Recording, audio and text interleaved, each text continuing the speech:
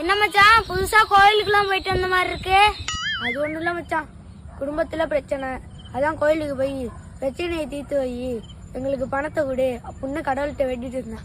இல்ல, நான் பிறந்ததுல இருந்து பாக்குறேன், கோவில கட்டினது மனுஷன், கோவில்ல உள்ள சாமியை செஞ்சது மனுஷன், கற்பூரத்தை செஞ்சது மனுஷன், சரி கோவில்ல உள்ள மணியை கண்டுபிடிச்சது மனுஷன், மணியையும் ஆட்டிட்டு மனுஷன் கண்டுபிடிச்ச மந்திரத்தையும் சொல்லிட்டு கடவுளே என் பிரச்சனையை தீர்த்து வைன்னு சொன்னா எப்படி தீர்த்து வைப்பாரு?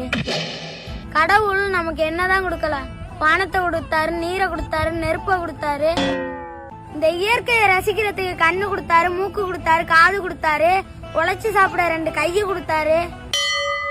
ஏதாச்சும் ஒரு பிரச்சனைனா அதை சமாளிக்கிறதுக்கு மூளையை கொடுத்துருக்காரு. அதை யூஸ் பண்ணாம கடவுள்கிட்ட போய் என் பிரச்சனையை தீர்த்து வை, எனக்கு பணத்தை கொடுன்னா கடவுள் என்ன பேங்கா வச்சு நடத்துறாரு? இல்ல, நான் தெரியாம தான் கேக்குறேன். 24 மணி நேரமும் கடவுளே நினைச்சுக்கிட்டு இருக்கிய, உனக்கு ஏதாவது முடியலைன்னா கடவுளா வந்து ஆஸ்பத்திரி கூட்டிட்டு போறாரு?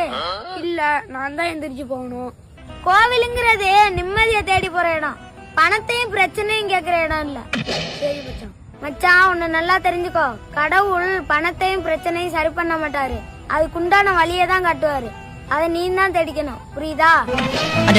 நோட் பண்ணுங்கப்பா, பின்றாம்பா.